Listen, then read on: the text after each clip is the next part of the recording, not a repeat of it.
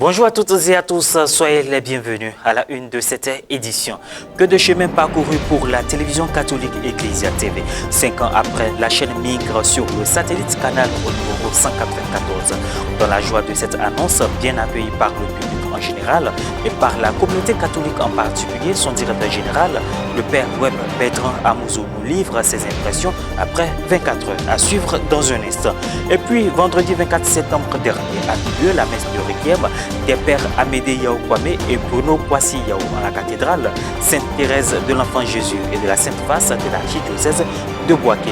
Tout le clergé et la communauté catholique, surtout celle de l'éducation catholique, ont honoré la mémoire de nos pères qui ont rejoint la maison du Seigneur. Enfin, nous y sommes. La télévision catholique de Côte d'Ivoire, dénommée Ecclesia TV, est présente sur le bouquet Canal Plus au numéro 194 depuis le jeudi 30 septembre dernier. En effet, lors d'une entrevue, le père Webb Bertrand Amouzou, directeur général de la dite télévision, nous a fait part de ses impressions et sa vision sur le futur de notre bien commun. Un sentiment de joie, bien sûr, parce que ce sont des efforts, des séances de travail et autres, tout ça, qui donnent le résultat aujourd'hui. Ce n'est pas le couronnement, c'est juste une suite d'activités pour pouvoir commencer et continuer l'aventure. Donc, c'est un sentiment de joie partagé avec l'ensemble des agents d'Ecclesia TV, partagé avec les évêques catholiques du Côte d'Ivoire. J'ai eu certains au téléphone hier ou par SMS.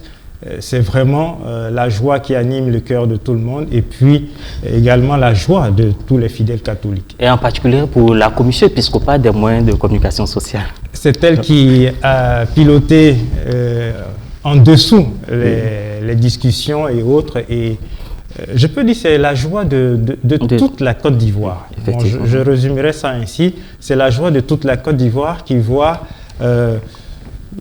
ce moyen de communication, cette télévision catholique arriver dans un bouquet qui lui permettra de pouvoir partager les valeurs de l'Église catholique. Donc, rencontre du Christ, rencontre de l'Église et le développement humain intégral. Voilà l'objectif de la télévision. Donc, nous travaillons dans ce sens-là. Chaque année, la télévision fait son lancement en décembre. Il s'est trouvé que l'arrivée sur le bouquet Canal nous a trouvé dans cette période de transition. Voilà, donc nous offrons aux téléspectateurs, puisque la télévision doit continuer à fonctionner, nous offrons aux téléspectateurs des contenus vraiment légers. Donc des programmes quotidiens, comme la messe, quel que soit le temps, il faut qu'on donne la messe aux fidèles. Donc la messe, le chapelet, les éléments de prière et autres. Il y aura, en fonction des jours, des films ou des documentaires ou des émissions et autres. En fonction de choses. Mais il y a beaucoup plus de musique.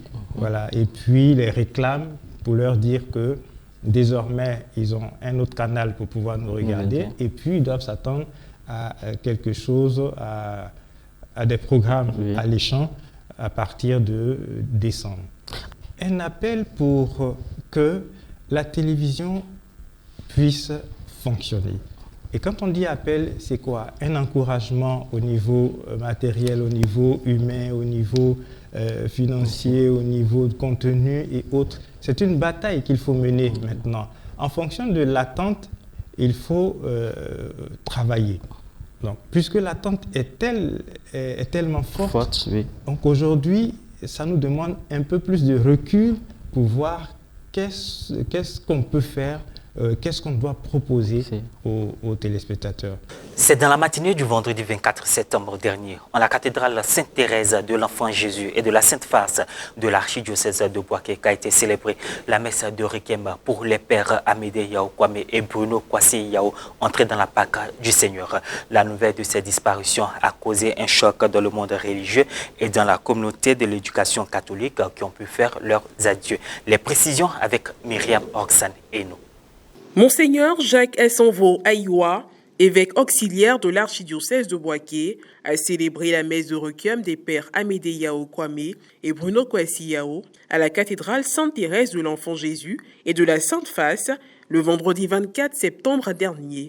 C'était en présence de l'ordinaire du lieu, Monseigneur Paul Siméon Awanadjro, archevêque métropolitain de Bouaké, du père Jean-Luc Assoua Ndraman, secrétaire exécutif national de l'éducation catholique de Côte d'Ivoire, qui était à la tête d'une forte délégation de la grande famille de l'éducation catholique du pays et des secrétaires exécutifs diocésains venus nombreux pour un dernier hommage.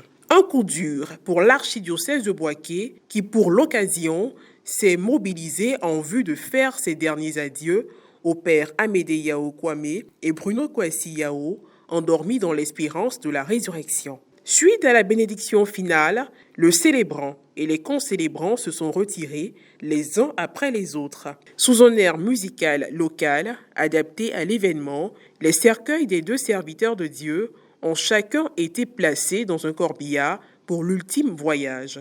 Les regrettés pères Amédée Yao Kwame, ex-secrétaire exécutif diocésain de l'éducation catholique de Bouaké, et Bruno Kwesi Yao, tous deux prêtres de l'archidiocèse de Bouaké, ont été inhumés le même jour au centre diocésain Saint-Joseph de la dite circonscription ecclésiastique. C'est une grosse perte pour la mission.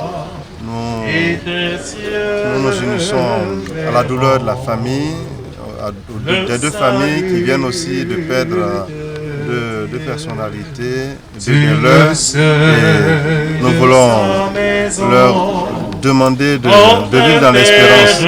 Comme le dit Job, le Seigneur a donné, le Seigneur a repris. Pour tout, nous disons merci à Dieu. Il sait pourquoi il fait cela et il sait comment combler aussi le vide que nos frères laissent.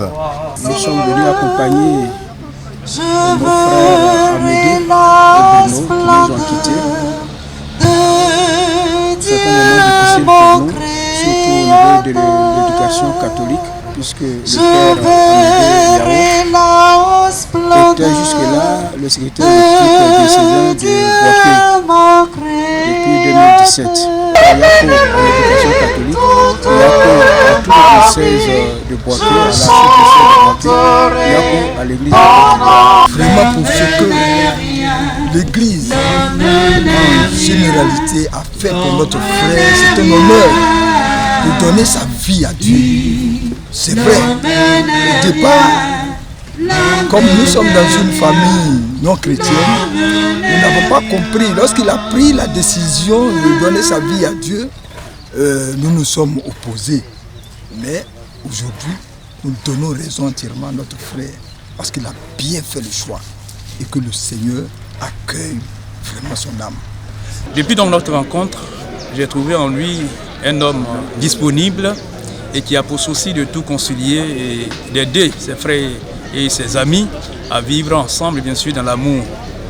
C'est vrai, l'homme a son caractère, mais il avait toujours souci de tout réunir pour que nous soyons toujours en bonne entente.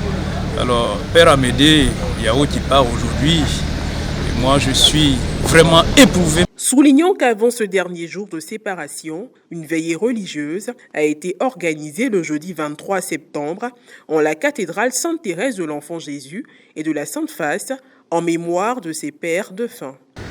Confions au Seigneur nos frères Bruno et Amédée et prions les uns pour les autres afin que le vide que nous laisse soit comblé par la parole du Seigneur, une parole d'espérance qui nous dit « Heureux ceux qui pleurent, ils seront consolés ». Heureux les miséricordieux, ils obtiendront miséricorde. Heureux êtes-vous si l'on vous persécute à cause de moi. Il y a la vie et il y a la mort. Selon l'Église catholique, l'individu entre dans une autre vie avec son départ. Et voilà, c'est la fin de cette édition. Merci de l'avoir suivi. Que Dieu nous bénisse.